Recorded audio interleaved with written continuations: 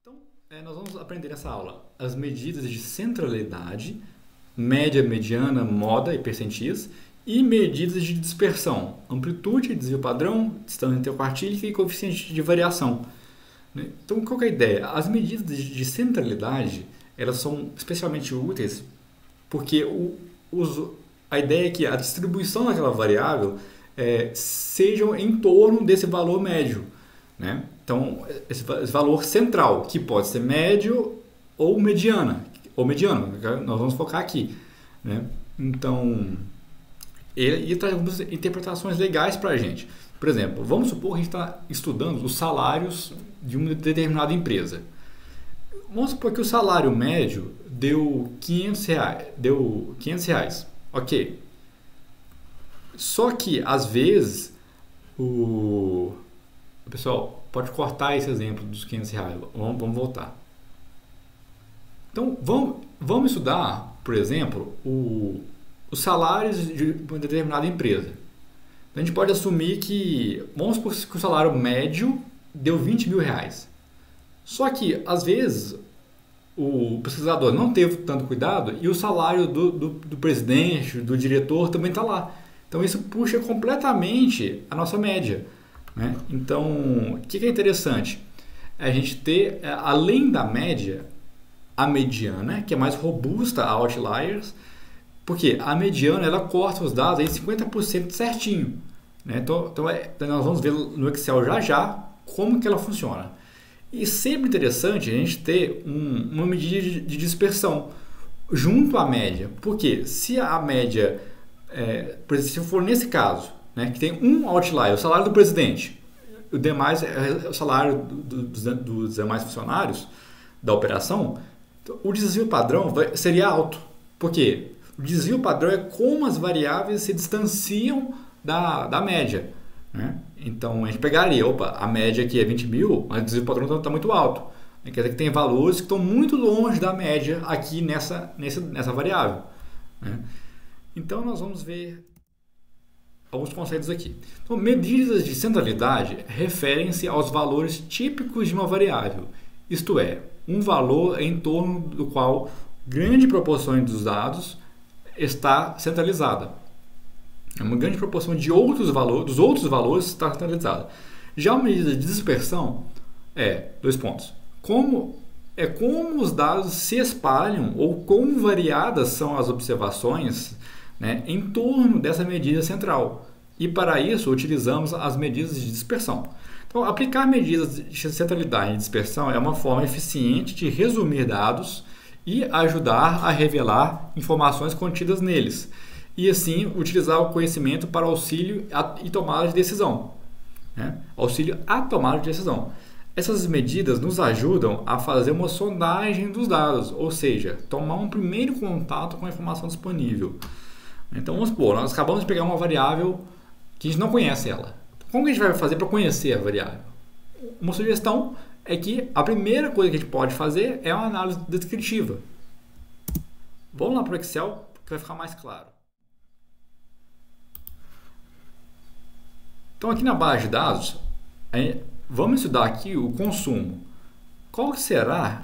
Eu vou fazer o seguinte, eu vou copiar essa coluna do consumo, vou colar ela aqui para a gente poder trabalhar ela. Qual seria o consumo médio aqui? Então, a média é o consumo, a gente pode interpretar da seguinte forma, é o valor que geralmente ocorre, né?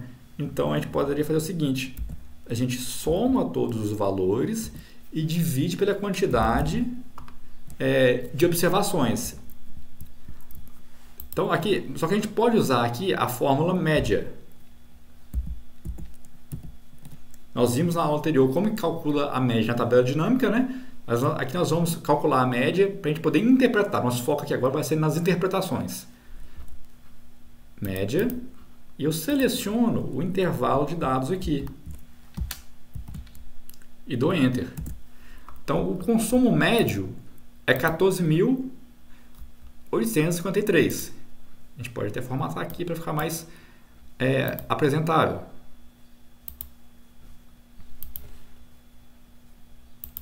ok? Então a média ela nada mais é do que a soma de todos os valores aqui dividido por 30, né? Que 30 é a quantidade de observações. Se nós fizermos assim, ó, soma,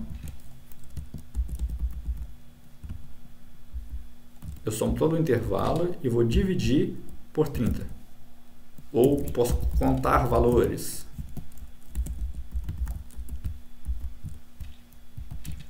Vai dar o mesmo resultado que usar a fórmula diretamente, né? Então, nós podemos até... Então, a média ela é o somatório desses valores dividido pela quantidade, tá? Eu não vou ficar escrevendo fórmulas aqui. Então, nós podemos também calcular a mediana aqui. Então, a mediana, a gente pode usar a fórmula. Essa primeira fórmula aqui. Nós vamos selecionar aqui um intervalo, o mesmo intervalo da média, ponto e vírgula. Então, nós queremos o quê? O primeiro quartil, a mediana ou o terceiro quartil. Então, a mediana ela é a mesma coisa do que a gente falava o segundo quartil. Então, a gente vai marcar aqui o valor mediano. Ele vai retornar esse valor aqui. O que a biblioteca faz internamente para a gente? Ela ordena os dados do menor para o maior, vai achar aquele número que corta os dados em 50% certinho. Então, N, que é a nossa quantidade de amostras, nós temos 30 linhas, né? 30 observações, então é 30 vezes 0,5, porque é 50%. Então, deu 15. Então, qual que é o número que está na 15ª posição? É o 7.430. Né? Então, é a nossa mediana. E a gente pode interpretar, né? Em 50% da amostra, os consumos são abaixo de 7.430. Nos outros 50% restantes, os consumos são acima de 7.430. Né? A gente pode formatar ela aqui. Ok, nós não precisamos mais aqui. E, por exemplo, se a gente quiser achar agora o primeiro quartil, então vou pôr aqui, para não confundir, mediana, que é o segundo quartil,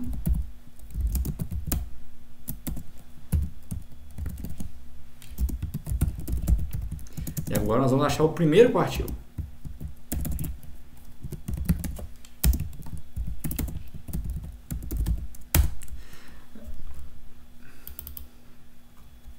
Então, a fórmula é a mesma. Quartil exclusivo. Vamos selecionar aqui o mesmo intervalo de dados. Só que agora nós queremos o primeiro quartil, né? Então, marca a primeira opção. Então, ele vai fazer a mesma lógica. Ele vai pegar qual que é o número que, se eu pegar esse número, abaixo dele vão estar 25% dos valores e acima dele 75% dos valores. Então, eu venho aqui, né? Ele vai pegar N, que é 30, vezes 0,25. 7,5. Então, arredondando, 7. Qual que é o número que está lá na 7ª posição? Ele vai pegar aqui, né? 3,744. Então, aí, deu aqui um número quebrado, né? 7,5. Então, o que ele faz? Ele pega a média dos valores daquele intervalo, do sétimo com do oitavo, porque deu 7,5.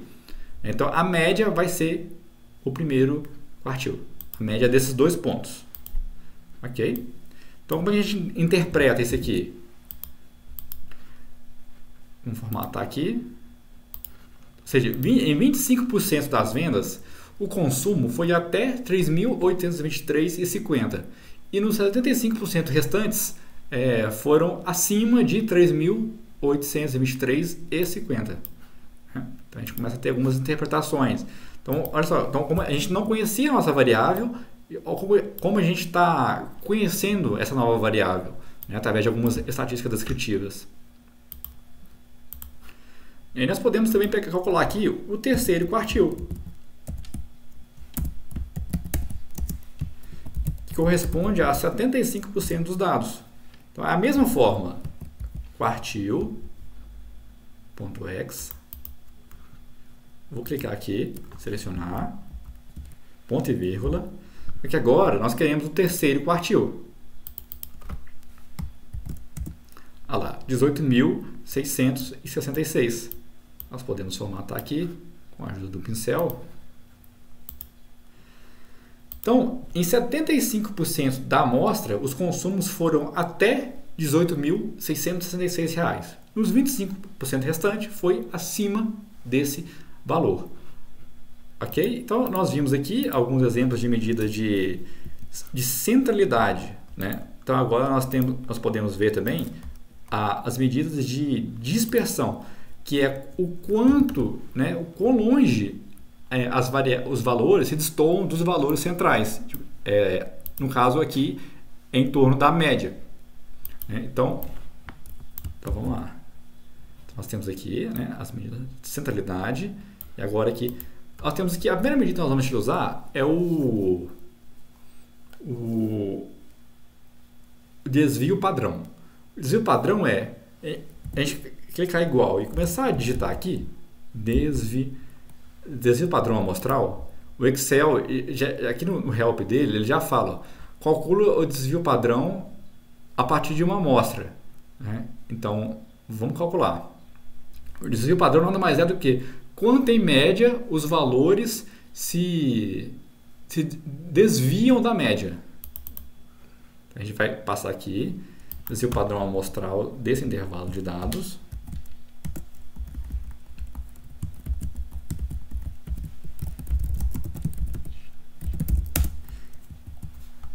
Então, olha só, o desvio padrão,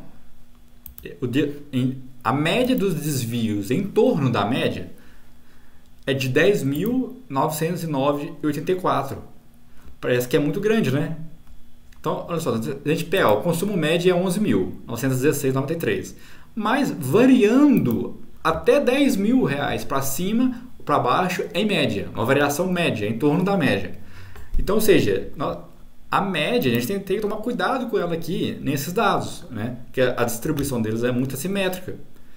E a gente pode usar uma outra métrica, que é o coeficiente de variação, que nada mais é do que o desvio padrão dividido pela média. Então isso é legal para a gente, que às vezes com desvio padrão é difícil ter uma noção de grandeza, se é muito ou pouco. Então, quando a gente divide o desvio padrão pela média, a gente vai pegar a medida em percentual para a gente saber quanto que é a variação. Então, o desvio padrão a gente interpreta assim: em média, o consumo varia em 10.909,84 para cima ou para baixo. Podemos também falar que o consumo varia em média até 91,55% para cima ou para baixo da média. É uma variação muito grande. Ok? Tem também, tem várias na literatura, a gente encontra várias medidas descritivas também, né? Mas a gente vai usar essas aqui. E tem também a distância interquartílica, que é o terceiro quartil menos o primeiro. Ou seja, 75% dos dados vão estar entre... Perdão, 50% dos dados, né, vão estar entre o primeiro quartil e o terceiro quartil. Essa que a gente chama de distância interquartílica. Então, nós podemos calcular com fórmulas, igual a gente viu aqui.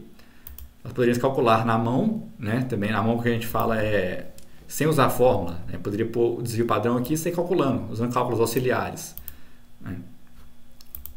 E além das fórmulas, nós podemos vir aqui usar os suplementos de análise de dados do Excel. Então, ele fica aqui, ó, na guia dados, aqui no canto, análise de dados.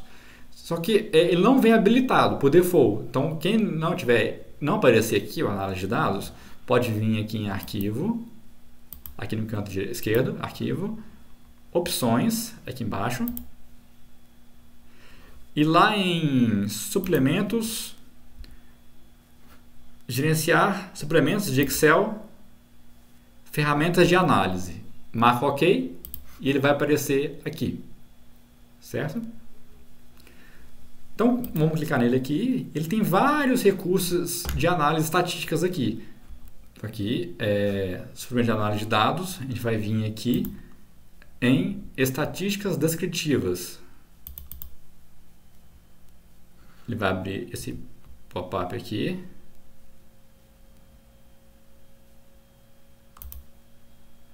Certo? Então, nós vamos marcar aqui o intervalo que estão nossos dados.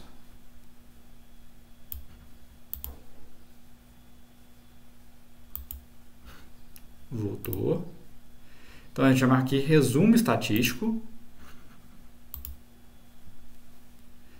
E onde a gente quer que ele gere o resumo? Eu vou marcar aqui no intervalo de saída e vou passar para ele gerar aqui embaixo, na célula K17. Então, quando eu der um OK, ele vai gerar aqui esse resumo descritivo aqui do consumo. Então, ele vai dar aqui a média, o erro padrão. O erro padrão a gente não vai usar ele aqui não, mas ele é a média dividido pela raiz quadrada de n. Ele dá a mediana, o desvio padrão, a variância é o desvio padrão ao quadrado. Algumas medidas da distribuição dos dados. Ele dá aqui o intervalo, é a amplitude, a diferença entre o valor mínimo e o valor máximo. Porque o valor mínimo e o valor máximo são medidas bem interessantes também. Porque aqui a gente pode interpretar o seguinte, que o consumo dos nossos clientes está situado entre 1.019 unidades e 36.936 unidades. Sendo o somatório total e a quantidade de observações. Beleza? Então, essas são algumas formas que a gente tem aqui de calcular essas estatísticas descritivas, mas o mais importante do que como calcular é a gente aprender a usar as suas interpretações.